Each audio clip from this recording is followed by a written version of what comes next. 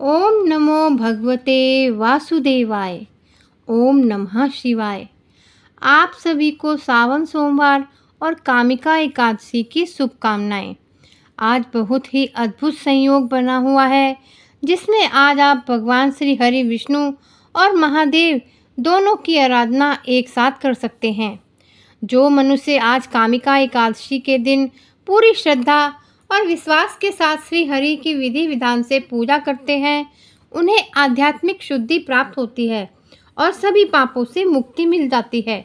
इसके साथ ही कामिका एकादशी व्रत आपके लिए सुख, शांति और मोक्ष का द्वार भी खोलता है।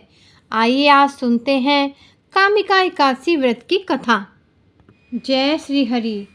अर्जुन ने कहा, हे प्रभु, मैंने आषाढ़ माह के शुक्ल पक्ष की देवशयनी एकादशी का सविस्तार वर्णन सुना। अब आप मुझे श्रावण माह के कृष्ण पक्ष की एकादशी की कथा सुनाने की कृपा करें। इस एकादशी का क्या नाम है, इसकी विधि क्या है, इसमें किस देवता का पूजन होता है और इसका उपवास करने से मनुष्य को किस फल की प्राप्ति होती है। भगवान श्री कृष्ण ने कहा, हे श्रेष्ठ धनुर्धर, मैं श्रावण माह की पवित्र एकादशी की कथा सुनाता हूँ। ध्यान पूर्वक श्रवण करो। एक बार इस एकादशी की पावन कथा को भीष्म पिता ने लोकहित के लिए नारद जी से कहा था। एक समय नारद जी ने कहा, हे पितामह, आज मेरी श्रावण के कृष्ण पक्ष की एकादशी की कथा सुनने की इच्छा है, अतः आप इस एकादशी की व्रत कथा का विधान सहित सुनाइए। नारद जी की इच्छा को सुन पितामह भीष्म ने कहा, हे नारद जी, आपने बहुत ही सुंदर प्रस्ताव किया है। अब आप बहुत ध्यानपूर्वक इसे श्रवण कीजिए। श्रावण माह के कृष्ण पक्ष की एकादशी का नाम कामिका एकादशी है।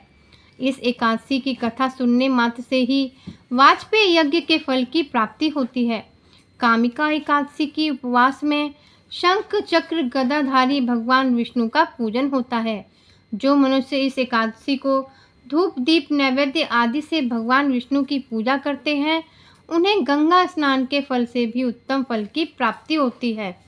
सूर्य ग्रहण और चंद्र ग्रहण के में केदार और कुरुक्षेत्र में स्नान करने से जिस पुण्य की प्राप्ति होती है, वह पुण्य कामिका एकादशी के दिन भगवान विष्णु की भक्तिपूर्वक पूजा करने से प्राप्त हो जाता है।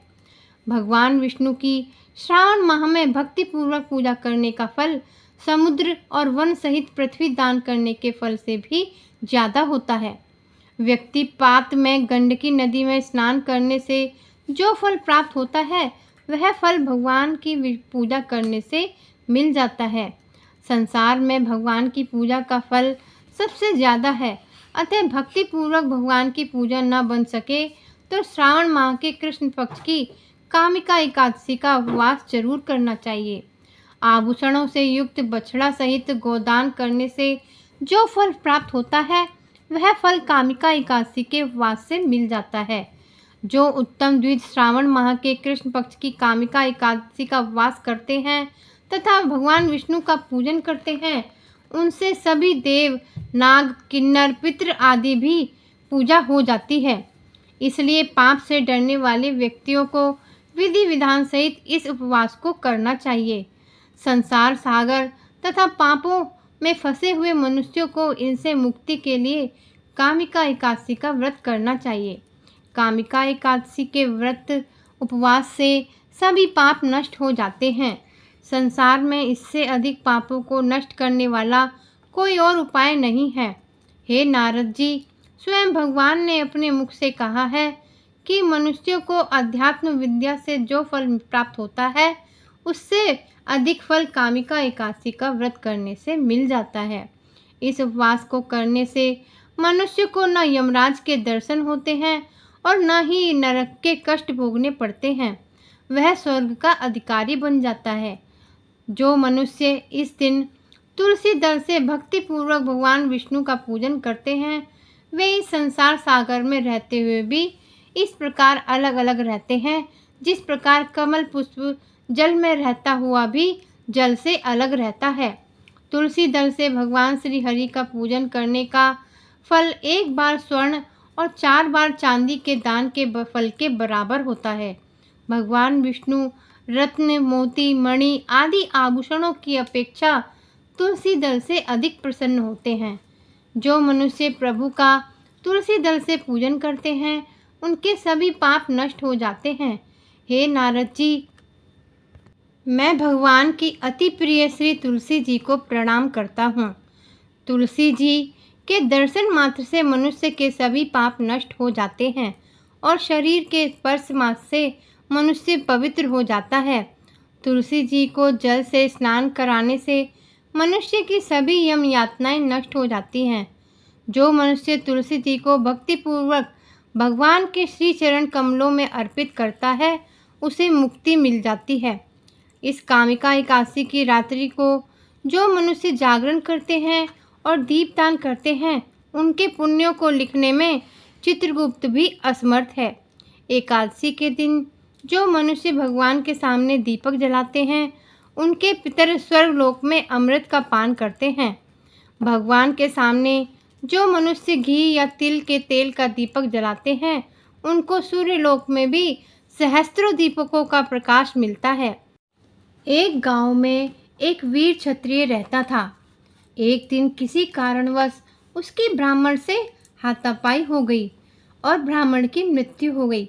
अपने हाथों मरे गए ब्राह्मण की क्रिया उस क्षत्रिय ने करनी चाहिए, परंतु पंडितों ने उसे क्रिया में शामिल होने से मना कर दिया। ब्राह्मणों ने बताया कि तुम पर ब्रह्म हत्या का दोष है, पहले प्रायश्चित कर इस पाप से मुक्त हो, तब हम तुम्हारे घर भोजन करेंगे। इस पर क्षत्रिय ने पूछा कि इस पाप से मुक्त होने का क्या उपाय है। तब ब्राह्मणों ने बताया कि श्रावण माह के कृष्ण पक्ष की एकादशी को भक्ति भाव से भगवान श्री हरि का व्रत एवं पूजन कर ब्राह्मणों को भोजन करा के सदक्षिणा के साथ आशीर्वाद प्राप्त करने से इस पाप से मुक्ति मिलेगी। पंडितों के बताए हुए तरीके पर व्रत करने वाली रात में भगवान श्री हरि ने क्षत्रिय को दर्शन देकर कहा कि तुम्हें ब्रह्म हत्या के पाप से मुक्ति मिल गई है। इस व्रत के करने से ब्रह्म हत्या आदि के सभी पाप नष्ट हो जाते हैं और इस लोक में सुख भोग कर प्राणी अंत में विष्णु लोक को जाता है। इस कामिका एकादशी के महात्म्य के श्रवण व पठन से मनुष्य स्वर्ग लोक को प्राप्त करते हैं। ओम नमो भगवते वासुदेवाय। जय श्री हरि। आप सुन रहे थे सावन मास में पड़ने वाली कामिका एकादशी व्रत कथा।